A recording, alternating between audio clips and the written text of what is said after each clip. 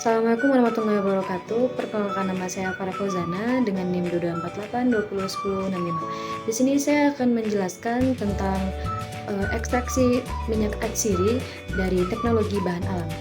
Langsung saja kita masuk ke definisi, yaitu yang pertama adalah minyak atsiri adalah zat berbau yang terkandung dalam tanaman.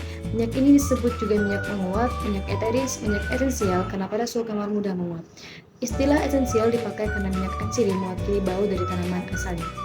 Ciri utamanya itu senyawa yang berwujud cair, liquid pada suhu ruang, mudah menguap atau terbang, menghasilkan aroma tertentu. Minyak atsiri yang terkandung pada suatu bahan tanaman pada umumnya terdiri dari campuran beberapa jenis senyawa minyak atsiri.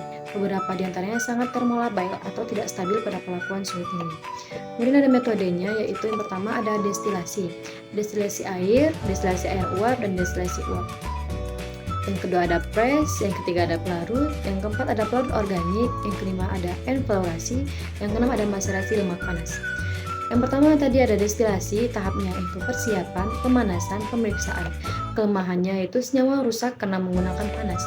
Kelebihannya itu teknologi sederhana, waktu yang cepat, pemisahan yang mudah.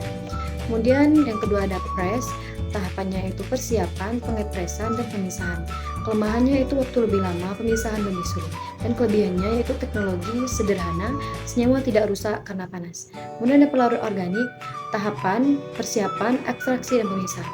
Kelemahannya yaitu pemisahan lebih sulit, teknologi mahal, kelebihan waktu cepat, senyawa tidak rusak karena panas. Kemudian ada maserasi lemak panas. Yang pertama ada tahapan, yang kedua ada persiapan, ekstraksi, dan pemisahan. Kemudian ada kelemahan, yaitu pemisahan lebih sulit, waktu yang lebih lama, senyawa rusak karena panas. Kemudian ada kelebihan teknologi yang sederhana. Lalu masuk ke vaksinasi. Vaksinasi berasal dari kata fraction atau bagian. Secara harfiah dapat diartikan sebagai mekanisme atau memilah-milah atau memisah-misahkan suatu kumpulan atau kesaruan menjadi beberapa bagian, yaitu atau fraction dan part, atau lebih mudahnya dapat dikatakan sebagai proses pembagian kelompok.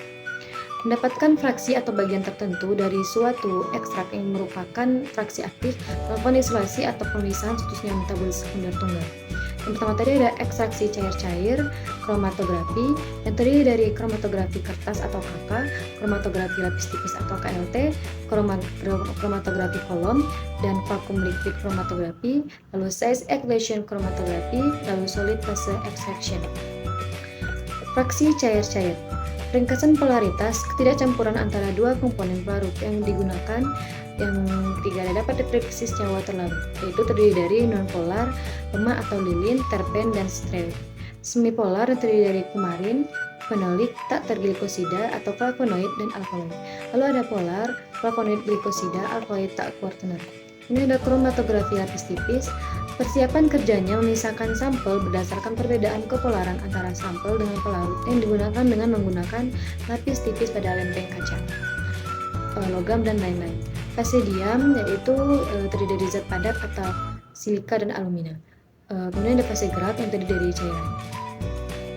Masuk ke fase gerak yaitu atau eluen, cicilannya itu punya kemurnian tinggi, digunakan maksimal 2-3 kali, daya elusi fase gerak diatur sedemikian rupa hingga harga RF terletak pada 0,2 hingga 0,8. Komposisi campuran dapat berubah karena penyerapan atau penguapan.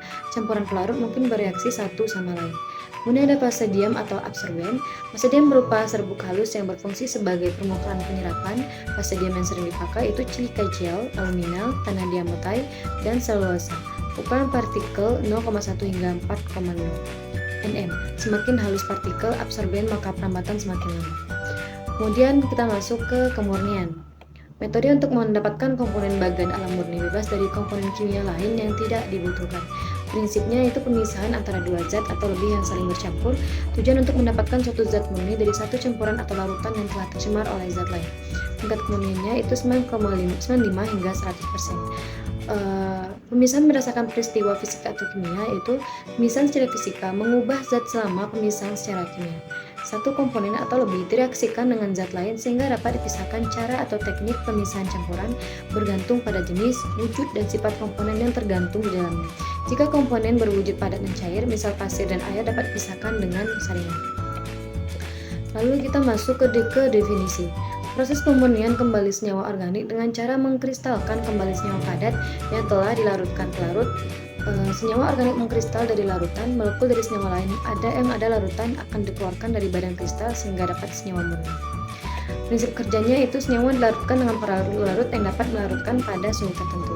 Ketika dan senyawa penuh berisi pelarut dengan suhu tinggi dan senyawa dibiarkan mendingin, kelarutan senyawa menurun sehingga bentuk kristal keluar dari larutan.